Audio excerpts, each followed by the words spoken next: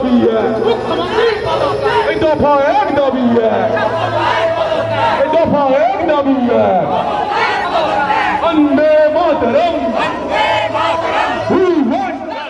যেভাবে সিপিকে সরিয়ে যেভাবে তাকে এসটিএফ এর মাথায় বসিয়ে দেওয়া হলো, তো তিরস্কার কোথায়, তো পুরস্কার হলো। এরা আতঙ্কিত, কারণ এরা ভয় পাচ্ছে দলে দলে মানুষ যদি নামতে থাকে তাহলে এদের ওই সাদের বাড়ি তছনছ হয়ে যাবে, সেই জন্যই এরা ভয় পাচ্ছে, আর কিছু না।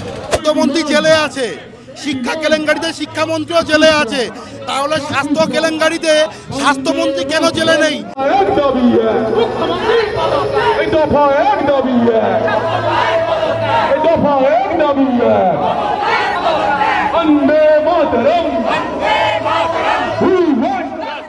যে আসল জাস্টিস, আসল ন্যায় হোক, সেটা মমতা বন্দ্যোপাধ্যায় তার গদি থেকে সরলেই সেই ন্যায়টা হবে। তবে এই সরকারকে বিশ্বাস করার আগে বরং একটা রাসেল ভাইপার চন্দ্রগোড়াকে বিশ্বাস করা যায়, এই পশ্চিমবঙ্গের এই তৃণমূল সরকারটাকে বিশ্বাস করা উচিত। আজকে আবার এই মিছিলটা প্রমাণ করছে যে সারা বাংলা একই ডাক দিচ্ছে, মমতার পদত্যাগ। আমরা মশাল তার প্রতীক হিসেবে দেখিয়ে দিচ্ছি যে আমরা সেই রকমই আন্দোলন করবো, সেরকম আগুনের মতন করে আগুন লড়াই করে। এক দাবি এই দফা এক দাবি এই দফা এক দাবি বন্দে মাতরম।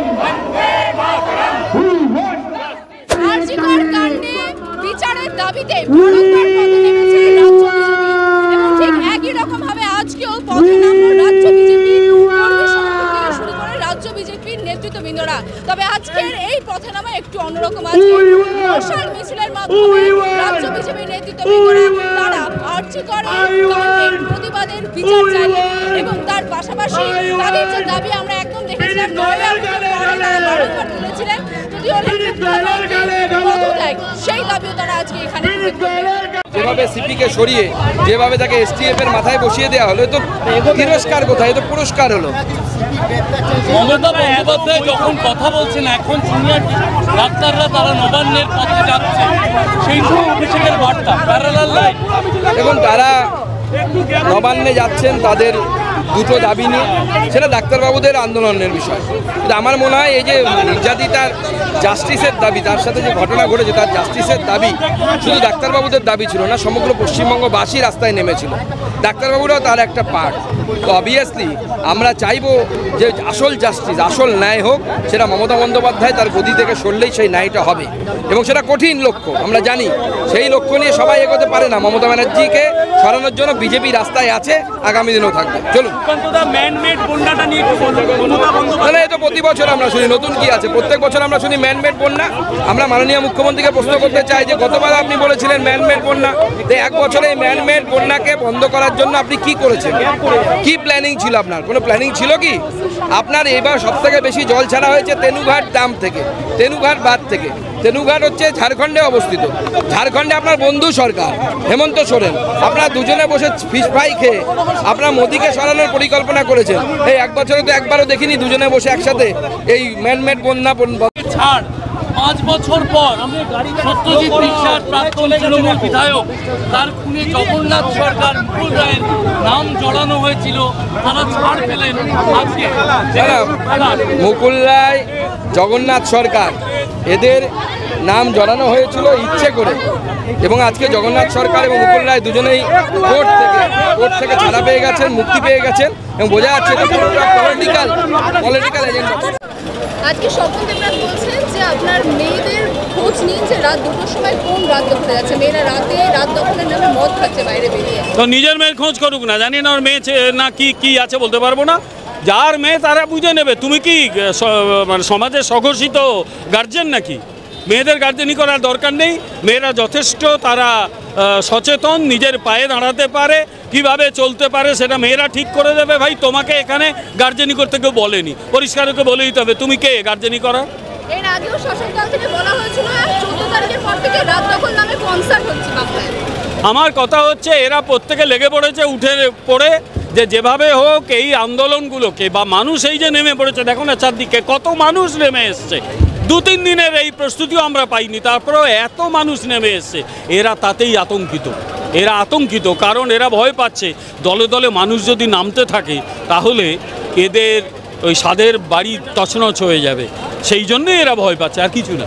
আজকে অভিষেক ব্যানার্জি জুনিয়র ডাক্তারদের কাজে ফেরার বার্তা দিয়েছেন, আপনারা কি সমর্থন করেন? এটা জুনিয়র ডাক্তাররা ঠিক করবেন, এটা আমি বলতে পারবো না, কারণ তাদের আন্দোলন তাদের একান্ত নিজস্ব। তারা আমাদের ইনভাইট করেন উনি, সেই আন্দোলনে অনেক জুনিয়র ডাক্তার আছেন যারা আমাদের সমর্থক, কিন্তু আমরা যেহেতু দল হিসেবে সেখানে কোনো যোগ দিইনি, তাই সেই আন্দোলন ওরা ঠিক করবেন, এটা আমি কিছু বলতে পারবো না। তবে এই সরকারকে বিশ্বাস করার আগে বরং একটা রাসেল ভাইপার চন্দ্রওড়াকে বিশ্বাস করা যায়, এই পশ্চিমবঙ্গের এই তৃণমূল সরকারটাকে বিশ্বাস করা উচিত। আজকে মমতা ব্যানার্জি বলছেন ম্যানমেড বন্যা হচ্ছে, এর আগেও তিনি একই বক্তব্য রেখেছিলেন যে ম্যানমেড কথা কেন্দ্র সরকার ডিবিসি থেকে জল ছাড়ছে ইচ্ছাকৃতভাবে বাংলাকে ডোবানো। বিহারে ওনার বন্ধু মুখ্যমন্ত্রী আছে, তার সঙ্গে কথা বলুন না। বিহারে হেমন্ত সোরেন তো ওনার বন্ধু, তো ও তো অ্যান্টি বিজেপি, ঝাড়খণ্ড মুক্তি মোর্চার, ওর সঙ্গে কথা বলেনি। সুতরাং ওদের সঙ্গে কথা বললেই বোঝা যাবে যে এটা ম্যানমেড বন্যা না প্রকৃতিমেড বন্যা। এই কথা বহুদিন শুনে আসছি, বহুদিন, ওই কথা শুনতে শুনতে বাসি হয়ে গেছে, আর এই কথার কোনো গুরুত্ব নেই। দেখুন, আমরা দেখেছি এখনো পর্যন্ত খাদ্য কেলেঙ্কারিতে খাদ্যমন্ত্রী জেলে আছে, শিক্ষা কেলেঙ্কারিতে শিক্ষামন্ত্রীও জেলে আছে, তাহলে স্বাস্থ্য কেলেঙ্কারিতে স্বাস্থ্যমন্ত্রী কেন জেলে নেই? আমার মনে হয় স্বাস্থ্যমন্ত্রীকে জেলে নিয়ে জেরা করে এই তদন্তের একমাত্র নিষ্পত্তি হবে, না হলে কিছু হবে না। কারণ যেখানে যে রাজ্যে কার নির্দেশে জানি না, বলতে পারবো তদন্তাধীন ব্যাপার, কিন্তু পুলিশ সক্রিয়ভাবে প্রমাণ লোপাট করলো ঘটনাটার, এবং আমরা দেখেছি তার জন্য আজকে বিনীত গোয়েলকে সরাতে উনি বাধ্য হলেন। তাহলে উনি স্বীকার করলেন উনি ব্যর্থ হয়েছেন। আজকে এইটা প্রমাণ হওয়ার পরে আমরা আরও শিওর হলাম যে এই তদন্ত আরও যত খুলবে আরও বড় বড় মাথারা বেরোবে। এবং আজকে আমরা মশাল মিছিল করছি, এই মশাল মিছিলের আওয়াজ গোটা দমদম কেন আপনাদের মাধ্যম দিয়ে গোটা রাজ্যবাসী দেশবাসী দেখতে পাচ্ছে। আমরা ন্যায়ের দাবিতে লড়ছি, ভারতীয় জনতা পার্টির পক্ষ থেকে আমরা এরকম লড়াইয়ের ময়দানে আছি এবং থাকবো, এবং যতদিন না পর্যন্ত এই ঘটনার নিষ্পত্তি হচ্ছে আমরা লড়াইয়ের মধ্যে ধার ছাড়ছি না। এই মশাল মিছিল অনেক দিন ধরে চলছে, আর আজকে আবার এই মিছিলটা প্রমাণ করছে যে সারা বাংলা একই ডাক দিচ্ছে, মমতার পদত্যাগ। আজকে নবান্ন যা করলো, এই পদাধিকারীদের পদত্যাগ না করিয়ে একে এই ঘুটি ওই ঘরে, এই ঘুটি ওই ঘরে চালিয়ে জনগণকে যে ভুল বোঝানোর চেষ্টা করছে, জনগণ এত বোকা না। আজকে আমাদের প্রতিবাদ ওই মেয়েটির জন্য যে এইভাবে নির্যাতিত হয়ে মারা গেছেন, আজকে তার জন্যই আমাদের দমদম রোডের বুকে এই মশাল মিছিল। এটাই আমরা প্রতিবাদ করতে চেয়েছি, মশালের মাধ্যমেই আমরা প্রতিবাদ করব মনে করেছি আজকে, তাই আমরা মশালের মাধ্যমে প্রতিবাদ করেছি। মিছিল আমরা এর জন্যই করতে আছি, অভয়া যখন মারা গেছিল, অভয়ার মারা মহামত অভয়ার মুখ দিয়ে কিন্তু জল বেরোয়নি, রক্ত বেরিয়েছিল, তাই আমরা মশাল তার প্রতীক হিসেবে দেখিয়ে দিচ্ছি যে আমরা সেই রকমই আন্দোলন করবো, সেরকম আগুনের মতন করে আগুন লড়াই করে। এক দাবি এই দফা এক দাবি, এই দফা এক দাবি, বন্দে মাতরম।